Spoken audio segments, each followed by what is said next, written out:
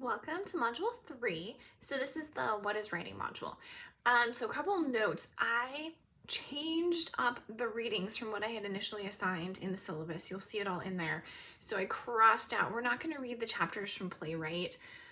The more I read them, the more they were so game focused that they were kind of driving me crazy. And I couldn't get a good digital copy of them because what the library sent me was another copy of the hardbound, even though I asked for a copy of the ebook the way I did with the ethics book, but it happens, whatever. So I took out the two playwriting chapters and I separated the Gameful World chapters because I had forgotten how dense chapter 7 is. So chapter 7 has its own, the interstitial has its own because the ideas are overlapping and connecting, but not enough. They needed separate. And then I also gave you the option of, well, there are two options of a game that you're going to play throughout. But the game is they're structure, but there aren't rules, and your job isn't to win, because one of them doesn't even have a win state, so that we can really get at, and this is where I think so I'll just go through the readings really quick. Okay, so WPA outcomes, I give a whole explanation on writing program administration and what that means and what that looks like and what it means to composition studies specifically, because I think that it's really important to think about, like, what are the areas of the English department, what are the fields of research, and composition and writing studies is one of several that are within our department, but one that has no content. And that's where the WPA outcomes, I think, are really, really, really important and useful, but also really complicated, because basically all we have are habits of mind and dispositions. My entire research is founded on the idea of habits of mind and dispositions, which is a lot. And it's difficult to explain to people, especially interdisciplinary researchers, what my research is, what writing is, what it looks like. And you'll see in some of the notes, I get the question asked to me by colleagues, like, if I've published, why can't I teach writing? And I'm trying so hard not to be snarky and saying assigning writing is not teaching writing. I can't even say it without being snarky. So here we are. We don't say that. So WPA outcomes, to get the overarching, what is writing studies? This is kind of the foundational idea for what is writing studies. And then the second one, writing studies, is taking up the idea of transfer. So it's this really interesting kind of double-edged sword. Writing studies and writing courses are in service to other disciplines, and they're in service to other areas, especially because they're one of the biggest gen eds. And I would argue even in K-12, often writing is seen as in service to all of these other fields. And when you move a discipline to in service to other areas, you make it less than.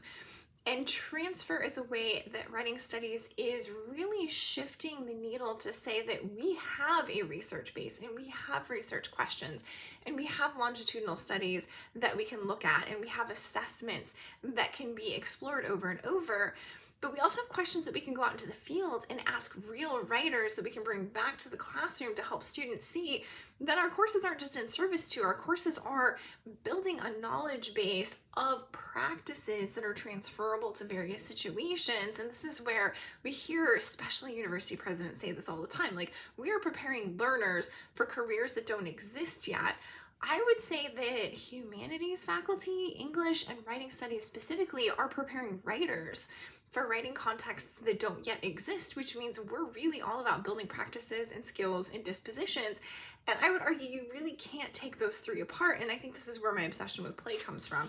If we tried to break those apart, then the transferability becomes a huge problem, because we can't, outside of that sterile context of the writing classroom, we can't get the student to replicate that writing process or that writing practice in all these other situations. And so that's where transfer can really help us think through and then help us prepare students to think through what are those other locations.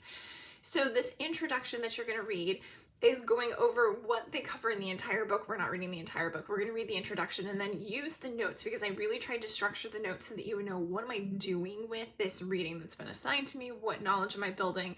And then what themes am I looking for and why? Like, what is the value of those? And so then we're going to turn that to, I would say, another big question that we're not asking enough of. I've started getting the question from, I've gotten forever from undergraduate faculty, my students can't write. fix it. And it's like, what do you mean? Well, they can't APA, so therefore they can't write. And I'm like, oh my gosh.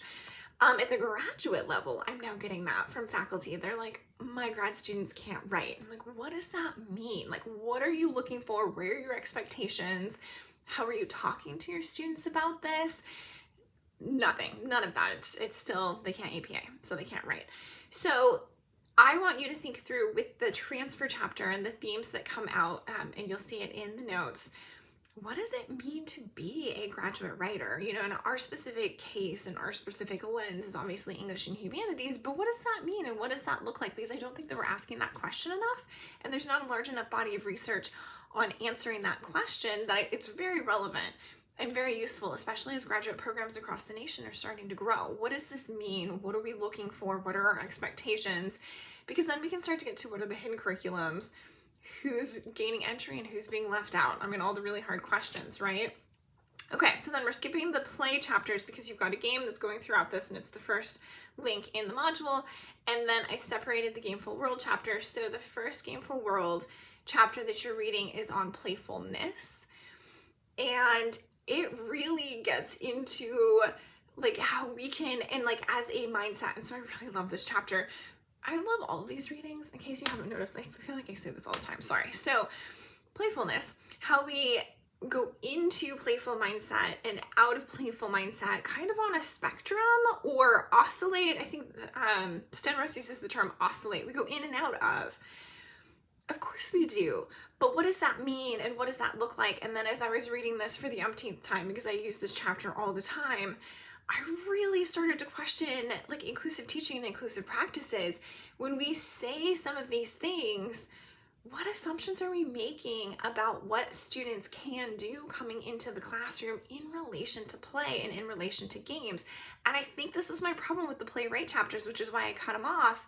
What assumptions am I making if I have a classroom that has a mix of students from various socioeconomic statuses, or with a mix of abilities, or with a mix of experiences, or with, honestly, at this point, all of the above? And let's throw on some trauma for fun because it is 2024. And then I assign a game to them that makes assumptions about the systems, especially the game systems that they're familiar with, so that the student can both learn the game system and learn the course content and structure and skills all at the same time. That's a lot to ask of students, depending on their background experiences with play, playfulness, and games. And so I really want you to think, as you're reading the chapter 7, and some of my notes are geared towards, like, this is not critiquing anybody. This is really just asking the hard questions. Who are we starting to notice is included and who is excluded by some of our uses of play? And even when we choose a specific game, if a student doesn't have experience with that game, what does that mean? Where are the positives and where are the negatives in that situation? Then the last reading for this chapter is the interstitial. Sorry, this video is getting long. And the interstitial, it's like 2 pages long, and he's talking about gameful mind. And so really my question is, why gameful instead of playful? Like, what do you think? There's no right answer here. None. What do you think and why? But he has some really great, Benson has some great definitions of game. And he gets into both Stenros and Benson, so chapter 7 and the interstitial, get into what are and this is again where my inclusivity questions are coming from, what are the social constructions surrounding play? Because they're there. If we, so let's go full on extreme. If we say hardcore gamer, or 15-year-old gamer, who do we picture in our minds? And 99% of the time, it's the young white male. Why? Why is that the definition of, or the embodiment of gamer? And if you thought of something else, what influenced your different depiction of, like, what are your experiences that led to that different depiction? And it could have just been as simple as, I've been pushing inclusivity for the last 2 minutes in this video, so you're automatically thinking in that direction. But yeah, what are we thinking? How do we understand it? And how can we question some of those assumptions so that when we start to connect, because this is what we're going to do in the next chapter, play and games and writing together, we can see the connections and we can see the space for all of these to positively influence each other. Okay, so one more real quick. The reason the gameful and the playful chapters are included in this particular module is because I think that the WPA outcomes and the writing transfer knowledge chapter are focused on the knowledge, habits of mind, and dispositions, which kind of underlie, which underlie the skills and habits that writers carry with them to various situations, and even unpacking a writing situation. And so again, I shared my OER. You didn't have to look at it, but if you did, I talk about the writing situation, and then I go into a web writing situation and some of the concepts that we can use to break apart a situation to produce meaningful or effective communication in that particular context. That's all structured thinking habits, which I argue overlap with playful and gameful. To understand the playful part of play and the gameful part of play, we need to really think about those the thinking structures. And that's where I'm like, there's such an overlap right there, not complete overlap. It's not that they're exactly the same. It's that there is enough of an overlap that I think that they're really helpful paired together for getting into, we're moving beyond products. So like here are my notes. We're moving beyond products. We're moving beyond the tangible, and we're getting into the metacognitively. What can we reflect on? What can we name? What can we talk about? How do we understand? How do we adjust? What does it take to do all of that? When are we proud of? When are we motivated? How do external motivations and social motivations make us more proud or less proud, more motivated or less motivated? We could add flow comes up in one of the chapters, and then we've got dark play. How do we shift into dark play and out of dark play? They're all mindsets. That's what underlies writing. And so that's where I see these huge connections between these two things. So we're not going to go into a whole lot of the writing stuff, but we just need the basic structures of where does the discipline writing studies define itself, habits of mind and dispositions, and you'll see them throughout the WPA outcomes. What are our goals with that transfer? And then where do we see the connections in those two fundamental goals that are defining the entire discipline with gameful and playful? And that is the goal of this module. If you have questions, send me an email, send me a post on Tumblr.